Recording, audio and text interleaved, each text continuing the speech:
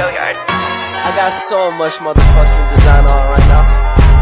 Break it down, bring it back, make it clap. I got 3 old thoughts, new guap, where that damn bitches on my line, and you know. Assalamualaikum warahmatullahi wabarakatuh. Kami dari kelompok A1. Di sini kami akan mempresentasikan hasil diskusi kelompok kami tentang aplikasi kesehatan.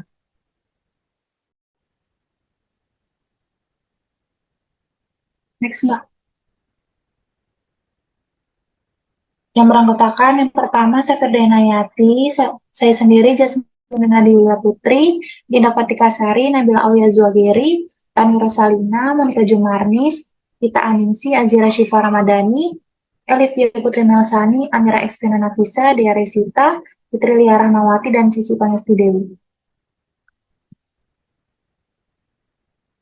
Yang pertama ada aplikasi e-court atau MKIA. Yang pertama pengertian. Aplikasi e-court KIA adalah sebuah sistem pemantauan terintegrasi bagi ibu, bayi, dan balita yang mencakup implementasi pencatatan L, pemantauan L, dan pelaporan L. Pelayanan KIA berbasis teknologi informasi, e-cohort KIA sangat penting karena berisi informasi lengkap terkait data dasar, catatan hasil pemeriksaan, dan pelayanan kesehatan yang diberikan dari fase kehamilan ibu sampai anak mencapai usia 5 tahun. Yang kedua, manfaat aplikasi. Di sini ada data e-cohort KIA bisa diakses di komputer atau telepon genggam dimanapun tenaga kesehatan berada. Tenaga kesehatan akan mendapatkan pemberitahuan atau notifikasi ketika ibu hamil, bayi, dan balita dampingannya memiliki tanda bahaya. Selanjutnya, di sini ada menyediakan dashboard yang bisa membantu tenaga kesehatan memantau indikator-indikator pelayanan KIA.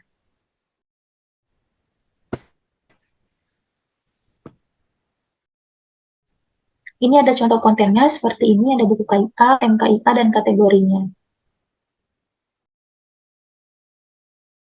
Selanjutnya ini ada gini.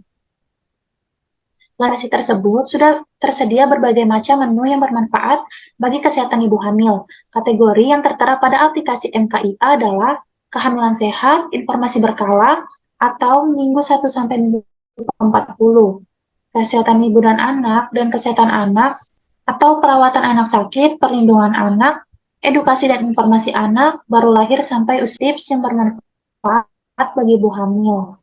Aplikasi ini tersedia berbagai informasi untuk ibu hamil mulai dari informasi terkait bahayanya merokok untuk janin dan pentingnya periksa darah, inisiasi menyusui dini, pentingnya makanan minuman berkalsium dan tanda-tanda persalinan, dan masih banyak lagi.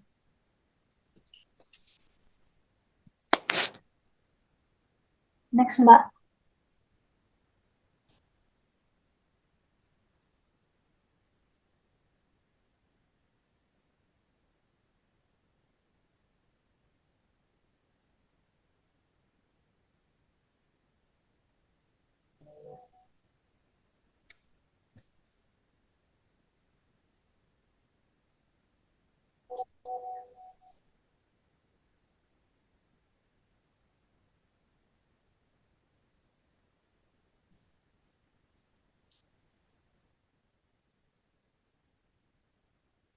Selanjutnya di sini ada tentang kekurangan aplikasi. Penerapan e-cohort KIA masih memiliki beberapa kendala, seperti ketersediaan jaringan internet, keterbatasan kemampuan tenaga kesehatan dalam menggunakan teknologi, dan ketersediaan sarana prasarana. Kelebihan aplikasi: setelah menggunakan aplikasi e-cohort KIA, maka keterbatasan cohort KIA manual dapat teratasi. Data cohort KIA bisa diakses di komputer atau telepon genggam dimanapun tenaga kesehatan berada. Pencarian data bisa dilakukan lebih cepat, cukup ketika kata kunci di aplikasi, tidak perlu membolak-balik lembaran-lembaran kertas. Selain itu, tenaga kesehatan akan mendapatkan pemberitahuan atau notifikasi ketika ibu hamil, bayi, dan balita dampingannya memiliki tanda bahaya. Selanjutnya ada kebermanfaatan aplikasi.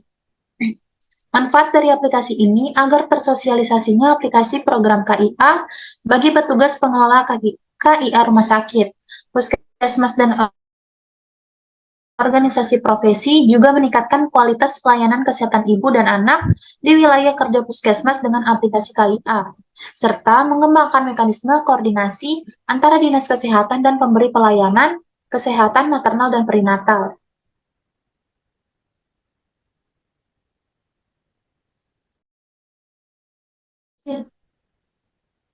Baik, di sini saya akan melanjutkan. B. Aplikasi pregnancy tracker. Yang pertama, pengertian aplikasi pregnancy tracker. Pregnancy tracker adalah aplikasi yang mengandung informasi dan fitur untuk mengontrol setiap tahap kehamilan, menyediakan informasi, tips, saran, dan alat-alat yang membantu calon ibu menjalani kehamilan dengan lebih mudah. Yang kedua, manfaat aplikasi pregnancy tracker. Manfaat dari penggunaan aplikasi ini yaitu untuk meyakinkan ibu hamil untuk mencatat dan melacak aktivitas fisik, pola tidur, dan berat badan mereka. Next. Yang ketiga, konten ada dalam aplikasi pregnancy tracker. Yang pertama, terdapat menu untuk memperkirakan perubahan dan perkembangan janin sesuai dengan umur kehamilan.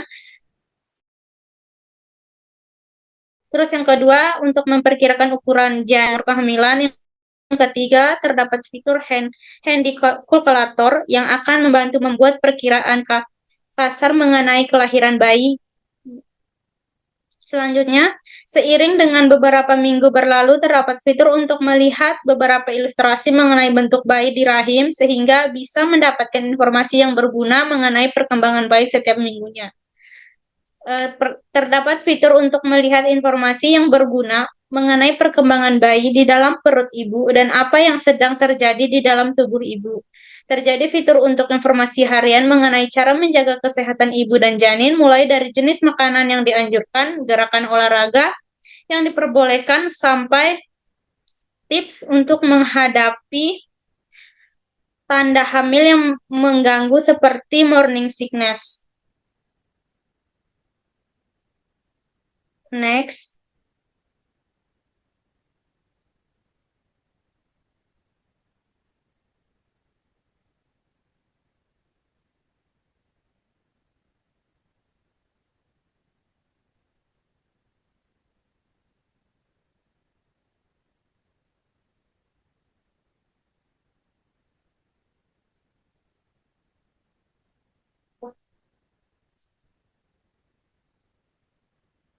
Yang keempat, kekurangan dari aplikasi pregnancy tracker.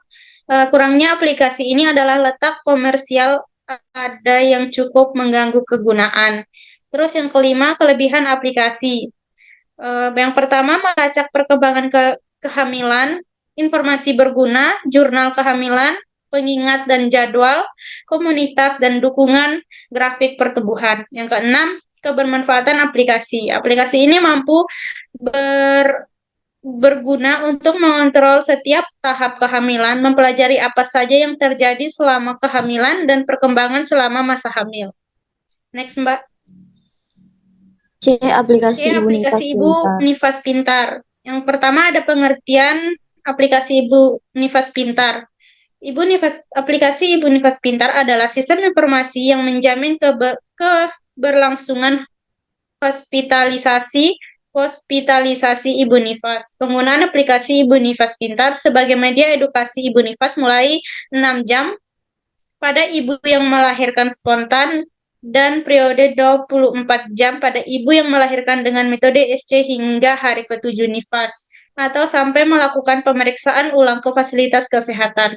Aplikasi ini juga memungkinkan adanya pemantauan perawat penanggung jawab atau tenaga kesehatan lainnya dengan ibu nifas terhadap perkembangan dan keluhan selama periode tersebut. Next. 2. Kelebihan dan kebermanfaatan aplikasi. Terlepas dari kelebihan aplikasi ini pada smartphone, masih terlalu dini untuk diterapkan di seluruh lapisan masyarakat Indonesia dan negara-negara berkembang karena kurangnya sumber daya.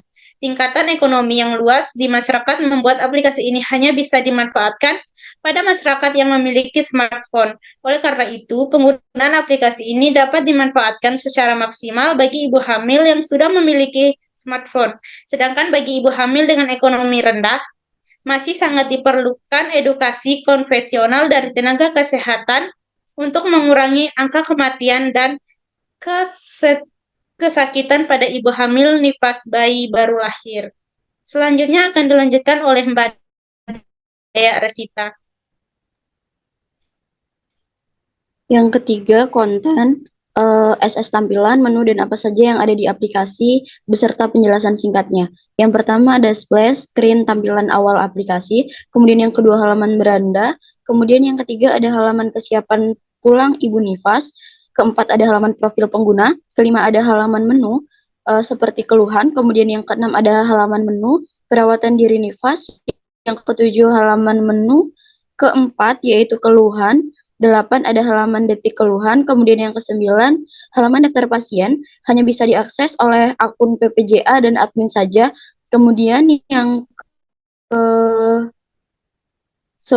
halaman keluhan pasien hanya bisa diakses PPJA dan admin juga. Kemudian halaman tambah pasien hanya bisa diakses PPJA, dan halaman 10 yaitu tentang aplikasi. Kemudian yang keempat ada kekurangan aplikasi. Tingkat ekonomi dan yang luas di masyarakat membuat aplikasi ini hanya bisa dimanfaatkan pada masyarakat yang memiliki smartphone.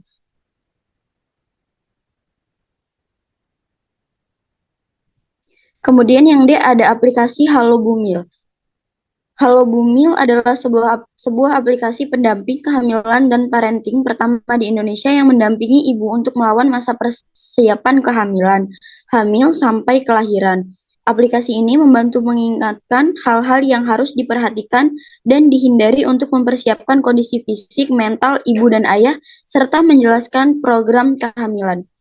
Yang kedua ada manfaat. Aplikasi Halo Bumil bermanfaat untuk membantu ibu hamil mencatat berbagai informasi penting selama kehamilan.